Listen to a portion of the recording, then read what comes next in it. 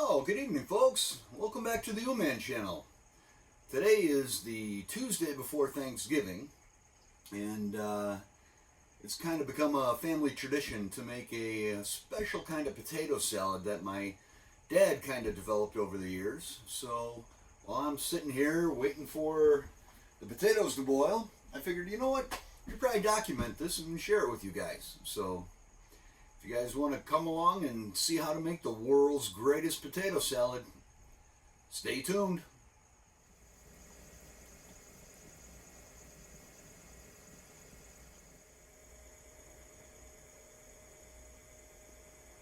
Hardest part about this for me is waiting for the potatoes to cool before you can start peeling them. Pro tip, if you get the potatoes, don't buy just the bag like I did this time. Go get the individual red potatoes and weigh them out and get the biggest ones you can find, because it'll save you a whole lot of time on peeling.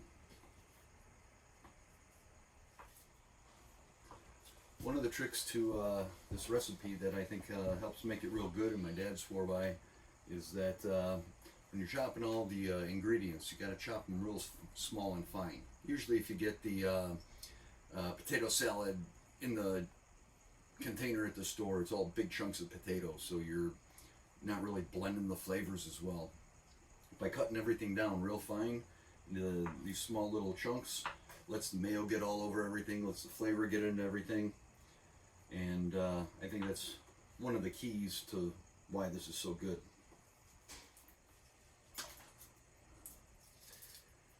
When it comes to peeling hard-boiled eggs, you see, the key is to get the whole shell off of the inside. Oh, y'all thought I had something else to say? No, that's it. Note to self, I gotta get myself one of these egg slicers for in here.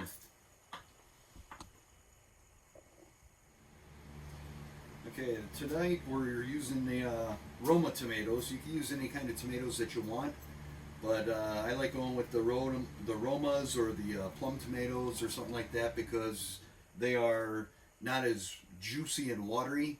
Because what usually happens is that if it sits for a day or more, instead of staying nice and creamy, it gets a little bit watery and you got to re-stir it up, and some people get grossed out by that, but it's really no big deal. So anyway, now this is the part where it gets a little weird for some people. One of the other ingredients, in addition to the potatoes and the eggs that we use, is we use dill pickles. So the way this was worked out is about 2.5 pounds fills about a half one of these half warming trays, and then we're going to cut a bunch of these and maybe fill about a quarter of that, and then we're also going to add the tomatoes.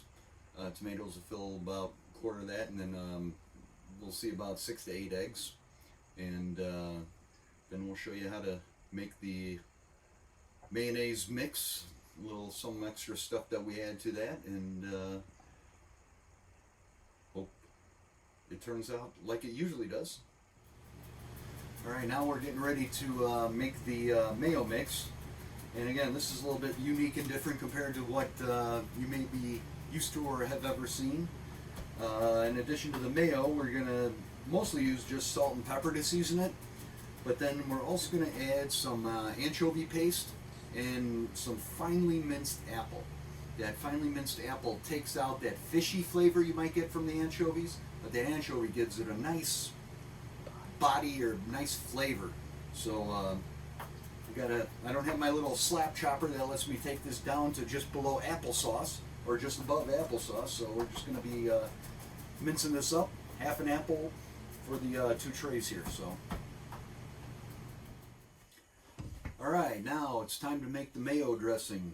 I don't have any real measurements for this, so I always kind of play this by ear, but what I did was for this tray, for these 2 trays here, I used about 2/3 of this jar of mayonnaise, and then what we're going to do is just take some pepper, dump a whole bunch of that into there, and take the salt, dump a whole bunch of that into there.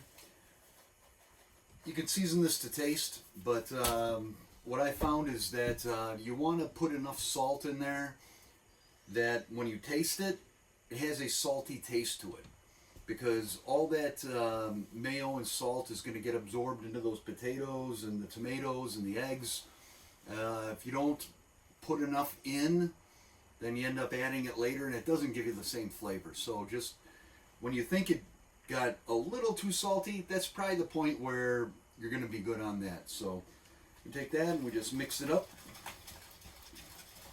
And once we get this all blended and taste tested, we'll pour it over the top of this stuff, and then we'll blend that all together and let it sit overnight.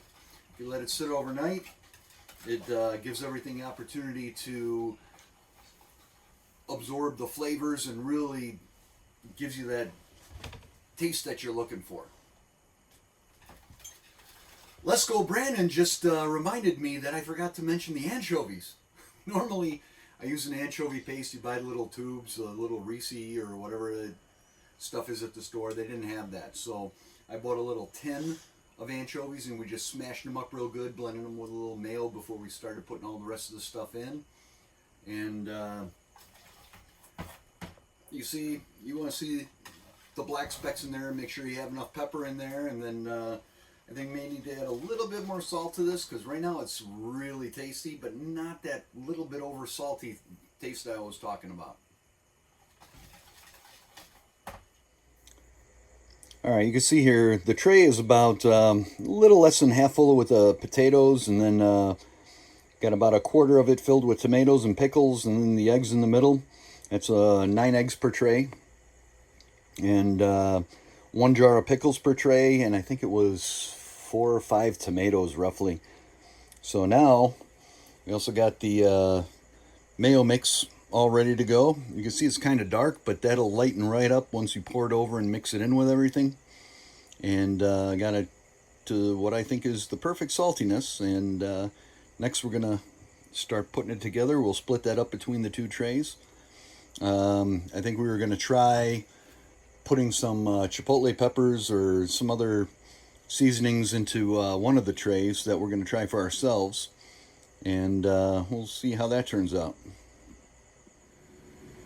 And this is what it looks like when it's all blended together. Ooh, man, and it sure tastes good. What do you think? It's the best damn potato salad on this face of the earth. As opposed to the opposite side of the flat earth?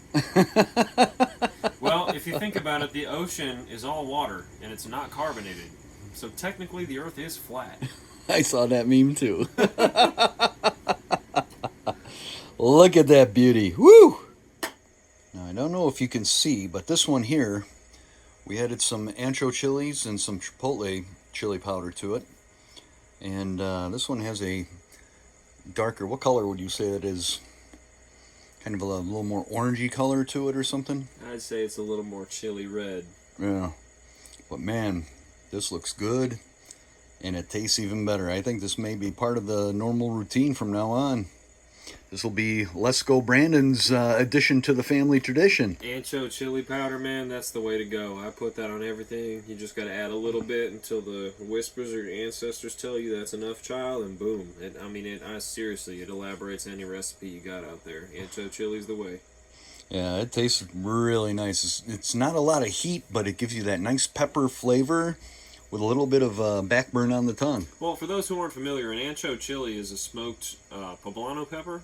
Like a chipotle is a smoked jalapeno pepper, so it's a little more mild than if you were to go straight for the chipotle, but the flavor it imparts is very delicious. It's like a mild, very sweet, smoky kind of a pepper, and the ancho chili, even if you're not really big into eating spicy stuff, adds like a serious depth of flavor to anything you put it in, so I would categorically recommend it. Oh, hey, that was a good call, my friend. And let's go, Brandon.